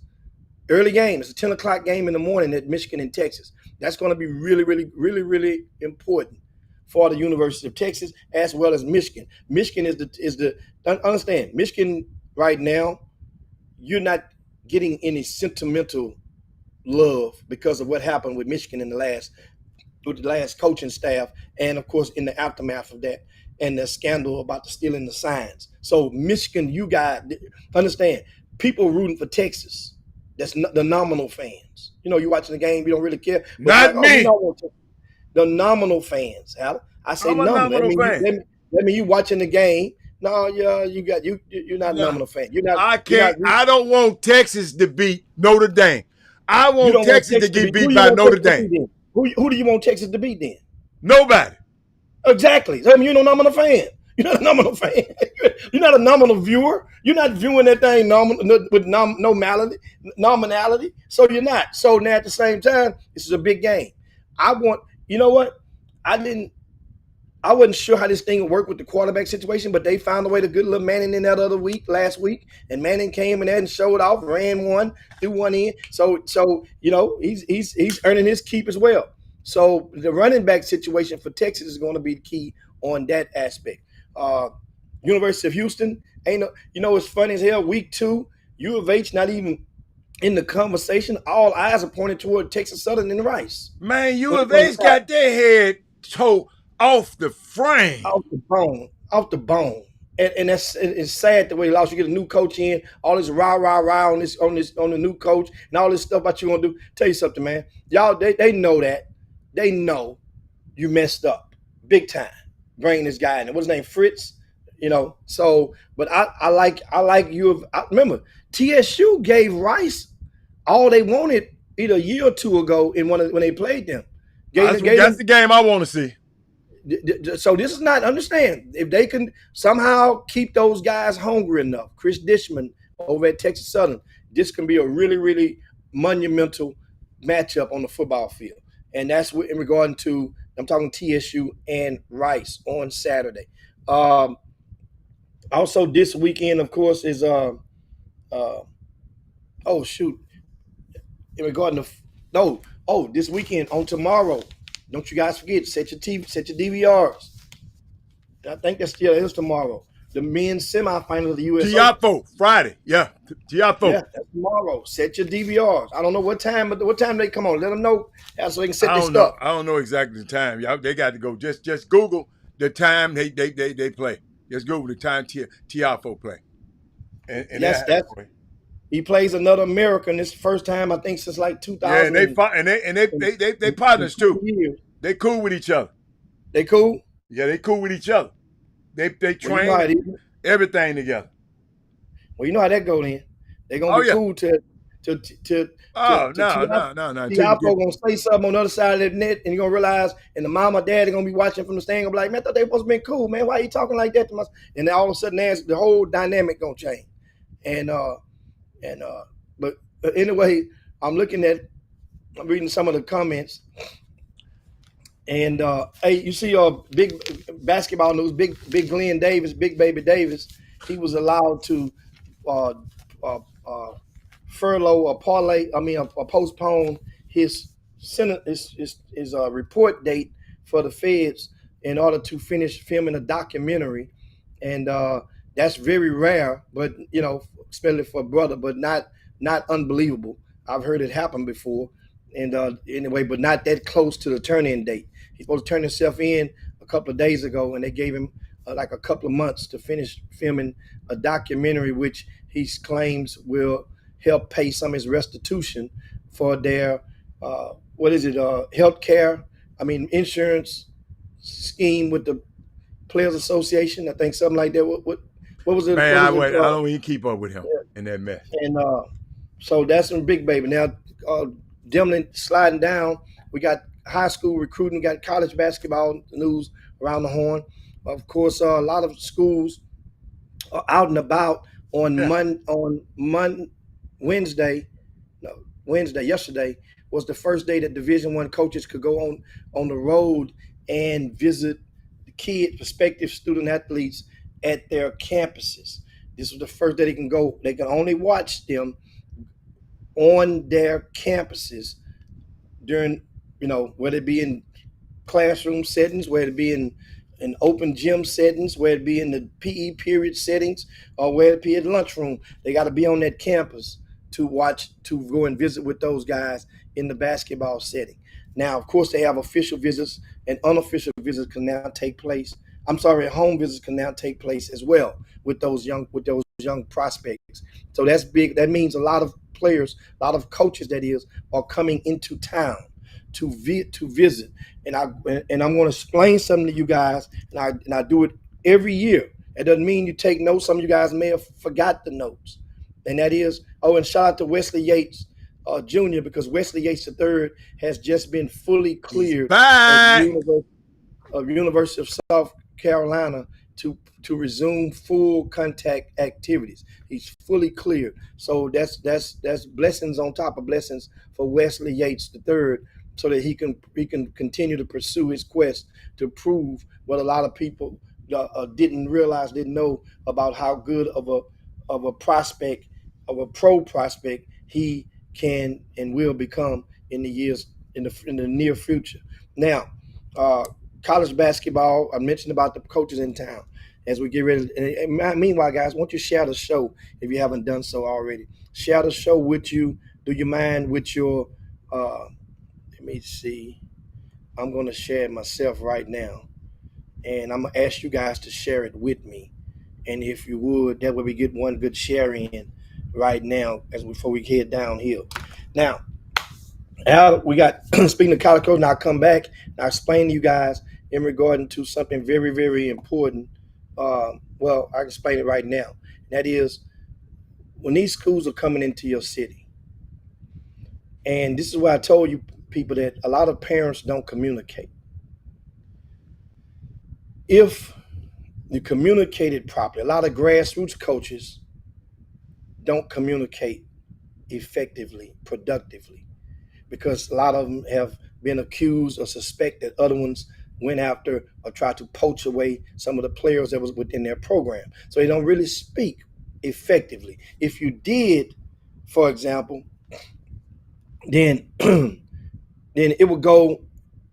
Doug Jones has been on it because he started out the gates reporting which colleges were at certain high schools on yesterday.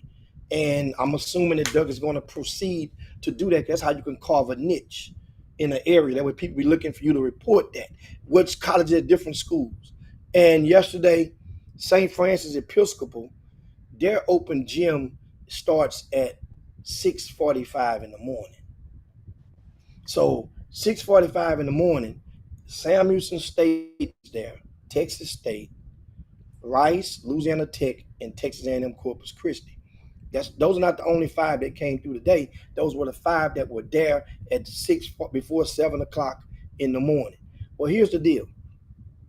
St. Francis Episcopal is located over in the Memorial area.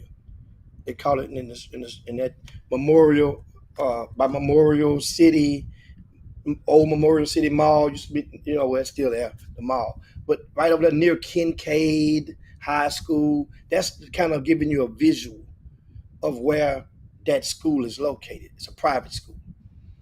Very nice campus. Very, very nice. You can feel it when you go up in there. Now, my point is this. If your school, if you have a player that plays in a school that's nearby, that's a prospect, those are 5 colleges. And you think, and he might have played this past summer on a grassroots program, and they might have went across the country, and they might have said, might have claimed one of these schools offered him, or they were recruiting him, or whatnot. Guess what? That means these schools came that close to your kid's school, and they didn't even bother to stop by. You know why? That should tell you something. You, have you ever been to see? You ever been to see one of your relatives when you go out of town, and you're going over there, and you leaving your kinfolk house, and you start thinking about it? Man, I'm over here. I ain't been over here in a while, but since I'm over here, I might well go see Pee Wee them. Let me go pass down Pee Wee them street. See if they outside, man. They'll be on the porch drinking beer or something. Let me just go pass down their street and see how they doing. That's the logic that everybody possesses somewhere in their mind, in their soul. If they're thinking about you and they're in the vicinity, you get calls all the time. I get different people say, "Hey man, I'm at Triple J's. I'm on the way to Triple J's, man. You on the north side?" I'm gonna say yay or nay, because that person indirectly say, since I'm going that close, I'm going over on Homestead, then I'm gonna be somewhere near Hicks. Let me check on him and see if he over there, man. I might catch up with it. Same thought. So these colleges that some of you guys are claiming that are recruiting your babies, offering your babies, they're coming in your city, going to these schools. Now it becomes transparent. It becomes transparent. And then what happens is people, even though it ain't cool, but they do it. People are always keeping score when you don't even think it's a clock on. For example, if you're ranked number 5 in the city, number 6, number 7, number 8, number 9, number 10, number 15, they watching your ass.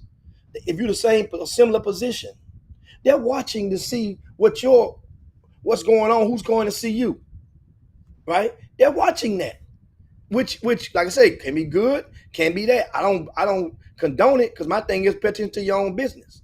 But guess what? This situation, at the end of the day, people this summer have claimed offers on top of offers. They claim offers, and now ain't got no visits set up. How the hell you got offers, but ain't got no visits set up? But you were claiming you stood on business, as them youngsters say, with these offers just a month or 2 ago, or 3 ago, or even in May, or even in June. What if they had people in their organization lying to them, getting them fake offers? Well, back then, we warned people, parents. Yeah, but everybody don't watch the show. We warn them, but everybody, that's the whole thing. Eventually, people that watch the show can go back and still tell those folks, or just troubleshoot some of the stuff that we say. Just troubleshoot it. Act like it's yours. Act like it's your idea. Troubleshoot it. And then what happens is, after months and years go by, stuff we say, it looks like diamonds, man. And then we got to come back, man. Told y'all this months ago. You can troubleshoot those offers. We said, go call that coach and tell him you're ready to commit, and watch what happens. Remember I was telling you guys that all the time? And now you got guys that post that. I'm telling you, I'm seeing this stuff. People send me stuff all the time, and I'm looking at it, I'm like, wait a minute, you claiming 10 offers just a month ago, and ain't got one official visit set up. Guess what? Take that one, and you're in that situation, run with it, commit ASAP. I'm telling you, once you get on your official visit, if the opportunity presents itself, I'm telling you to commit. And guess why? You can't sign until the second Wednesday of November. And they may do away with that early signing period. We talked about that last week. They may do away with that. The NCAA come January when they meet, they're really considering just doing away with that. And then they think about doing away with the national letter of intent. What purpose does that? What weight does that stuff hold now? With all the people that's the transfers, and you can go, you can leave. You're not bound by it. Only thing that you're bound by is the initial commitment, the obligation to go to that school after you sign. But you can even get out of that now because mental health has crept into the conversation. And you can't measure mental health. You can't go and do a MRI on mental health. You can't do an X-ray on mental health. So that's a new equation. That's the boogeyman in this whole thing. So now we talk about more on this stuff, on this topic next week, but this is really, really serious. My point is, when you see these schools coming in town, if you guys are communicating with each other, then it can help you guys parlay your efforts to make the city great again. When in regards to the recruitment, it was no problem back in the days for different guys. If you got Samuelson State and Corpus going over there, and they have to go pass down Memorial, and I got a kid right here at Memorial High School or Kincaid High School, which is nearby, then in the gym, why don't you tell him to stop by here? But maybe the coach don't Give me want the to. coach. He ain't got to. He's not obligated to. He's on a strict schedule. I'm but talking if about he the known other in coaches. advance, Yeah. I mean, what if coaches say, okay, a lot of them don't. he ain't no fit for me. I might not want to go over there. I mean, is that possible? Well, that's the whole thing. That at least you tried to solicit them to come. That's the thing. You made them consciously aware. A lot of people ain't even consciously aware. That's the thing that I'm getting. That's the point. I get that point. The coach, that don't mean he's going to come. No, he don't even barely know you. So he's not going to come and do you that type of favor. But coaches, if they know you and they know you got players, they will consider it. They'll consider it. That's for sure. They know you got players. You go now. The thing is, that's why it helps to galvanize your efforts with each other. Because if y'all galvanize your efforts, you're not going to always have players. He's not going to always be without players. So that means now you're galvanized. You are that what is it? The political action committee, right? You're forming your own. You're forming your own pact in this whole thing. And that's the thing. Too many of you guys out there are operating solo. You're operating independently when it comes to these recruiting efforts. You're not sharing intel. And guess what's happening? Coaches whooping y'all ass.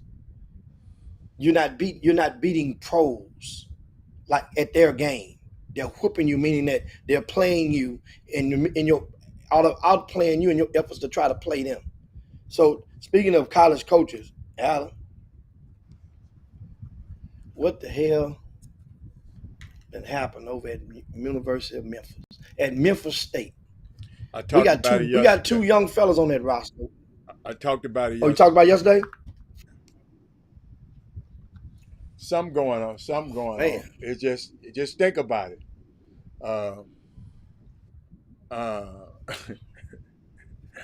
Got a new AD. Okay. You know? Where you come from? I don't know where he came from. Think Missouri. I forgot where he come from. He's a brother too.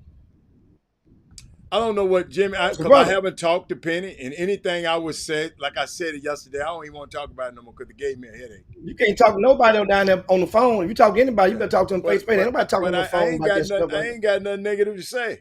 I ain't got to talk. When I'm talking to a guy, I ain't talking no slick shit. When I'm talking to a guy on the phone, I'm not talking nothing slick. I just want to know, dude, you all right? What's going on? It might not be as slick as you think, but when you invite a damn a wolf in the hen house who've had infractions, and it just seemed like to me, and I don't know if this is true or not, but I was just thinking about, it's got to be some kind of NCAA for them to fire them 4 guys. And y'all got to realize they didn't fire but really one coach. That's Rick. The rest of those guys were support guys. And you got to realize he got guys on his staff that he's guys in other positions that he need to put in certain positions right now. So it might look like, and I haven't talked to him. I took, cause a friend of mine called me, said, Robert, take the personal out of it and look and see what's going on. And the first thing I thought about was infractions. Somebody did something, and the AD came and said, this is just me. And the AD came and said, look, you gonna get rid of his ass? I'm getting rid of you. I don't think that happened, but it could have. It could have. And but the key is a lot of key to this stuff, man.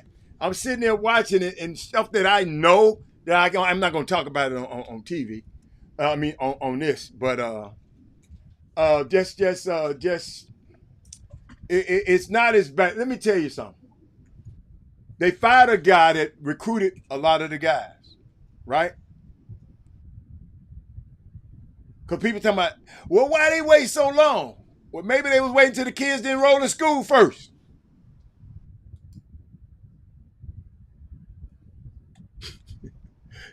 If Jimmy recruited all my guys, I know I'm finna fire Jimmy's ass, but I'm gonna wait till school get in first. That's just me. I don't know what happened. I haven't talked to a Penny. I just text him and tell him I'm in this corner. Whatever you need from me, I'm there. But it's weird. It's weird. It's just weird. It's just weird.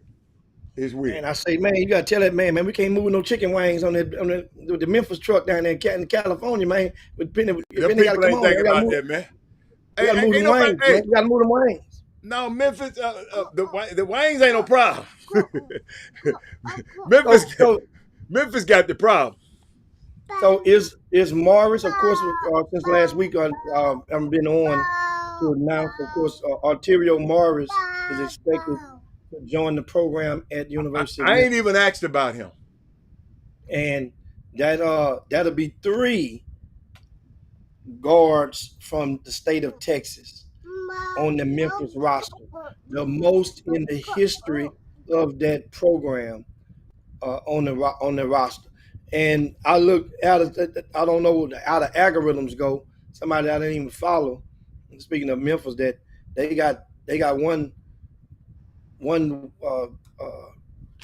Twitter handle that I can't remember who it was, but it's like he's been the news breaker or the dirt breaker or the rumor breaker about Memphis basketball and football. That is not just basketball and football, but whoever the person is, I looked on his thing on his line last night when it was, and he made an appearance on one of the radio shows. So that means he's not one of those anonymous guys that's just simply hiding behind a meme. So he was on one of the ESPN networks that's based out of Memphis, Tennessee. Whoever the person is, but I'm looking. That don't make it valid. Fox News and already told you they're lying.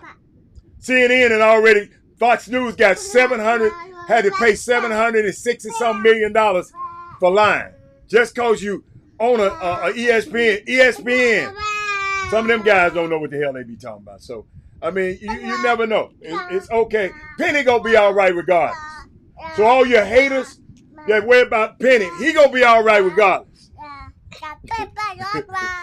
So all your haters, all you black coaches out here that he didn't never give a job to, yeah, y'all can hate all you want to, but he gonna be all right regardless. He's not a guy like y'all. If you ain't coaching, he got things to do if he not coaching. So yeah, but that's the only thing I can say. We know, of course, Penny is going to be all right. The thing is in regard to the situation with the coaches that you mentioned, Rick Stanley. Man, he got coaches already on the staff, Jimmy. That's doing all the work. Them guys he fired, to him, evidently wasn't doing nothing no damn way. Well, no, but you don't have right now. You're just next man up, and you all hands on deck, and that's the situation that you're in right now. but That ain't what the I'm saying is, situation. He knew what he was doing. What if he knew if he was doing? What if he knew he was gonna fight these dudes? on the same day, the mass exodus of those coaches. That's what makes He it worse than the timing. The timing is the day that you're going on the he was road. prepared. Me knowing him, because you don't know him, he was prepared for them guys to go and somebody else to step right into their spots. Well, that's what I'm saying. But they don't. It's all hands on deck. So that means But now but but somebody but else. Jimmy, these same guys were already there in other I capacities I in the program. I I get that. That means you got to double down in your workload. Your workload increases, or in some cases doubles. That means now the productivity just be able to sustain that, because no matter what, just say if one guy was the video guy yesterday or the operations guy, and he's doing all this, his job is sitting there to book all these hotels and to book that stuff. Well, that guy now got to come now and host a campus visit with Penny next weekend. Well, that guy got to go on the road with him. I need you to come on the road with me, because head coaches don't drive their own cars. Assistant coaches would drive if they go on the road if they don't have a drop chauffeur. So that means that guy now got to leave the office, and his job, he got to go and do this. Next, all hands on deck. Somebody just got to help him with his stuff at the office. My point was, Rick Stansberry, you mentioned, was the only one that you believe that was fired.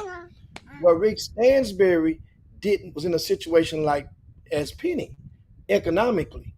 Rick Stansberry didn't need that job as well, just like Larry Brown didn't need that job before him. Mike Miller didn't need that job before him or after Larry Brown. However, those other guys that was in supporting the support staff roles, those young people can't go and, well, maybe can. We don't know what their economic background is with their families, but on the face of things, that's on their record. I mean, they're fired. Coaches So get that's hired to get fired. So that's all I can yeah, say. but you ain't been on the road yet. That's what I'm saying. You that grad assistant, or you whatever, one of those support guys. Those are the ones I'm saying. That's what I was beaming in on. Those are the ones that it's going to the ripple effect, because those young kids, I think at least the majority of them was black, was brothers. So that means now But you who's got to going to do your check you? job. If you ain't doing your job, your ass might get fired. If you're not doing your job, you're going to get fired. I don't care if you're orange. If you're not doing your job, you're going to get fired. Not So one that's time did you say maybe they wasn't doing their job. You just said, well, them guys, they brother, man, when you start caring about brother, man, come on, let's go. That's why I just know too much about the situation, so it's it's stuff that I just can't talk about. once again, if they're doing their job, they're not doing their job. The synchronized exodus, that normally on something like this, you mentioned the first sentence that we talked about this topic. You mentioned they got a new AD. When they got a new AD, what was the reason that you said they got a new AD? Normally, when you get a new AD, what happens? A new AD, you don't have the same luxuries or the comfortability that you may have had may or may not have had with the previous AD. The new AD normally means your clock is ticking, because that new AD probably wants to bring in one of his people or one or more of his people to fill certain roles in certain sports. That's the thing when they get new ADs. That's the widespread smell that goes around college sports. Period. Whenever a new AD comes in, it's like, is he on the clock? So for that, you mentioned a new AD. Maybe the new AD may have influenced this mass movement within that program. And at any rate, I look at their schedule. Their schedule is still good and soft enough for them to go and pull 20, 25 wins up out of this thing easy with that schedule they got. So that's a good thing about it. All they gotta do is win. If you win, people get amnesia. And that's how the world is that we're living in today. Memphis got to win. I'm rooting for those three kids from Texas. Understand, Penny is one of maybe only three players in the history of coaching to be an NBA All-Star and lead your college team into the NCAA tournament. It may not be no more than 3 of them, period, that done that.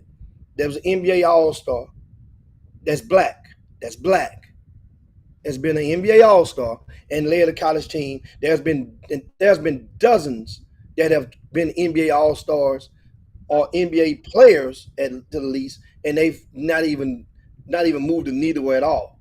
So he got that on his to his advantage, and you can't never take that away. But at the same time, and then you start thinking about NBA players, Adam, NBA players to have led a team, black NBA players that have led a college team as a head coach into the NCAA tournament. That's only maybe a dozen other guys. You probably won't come up with more than a dozen other guys, period. There have been an NBA player that's a black man and led a team into the NCAA tournament. That's a measuring, not the measuring stick, but that's a measuring stick that a lot of people use.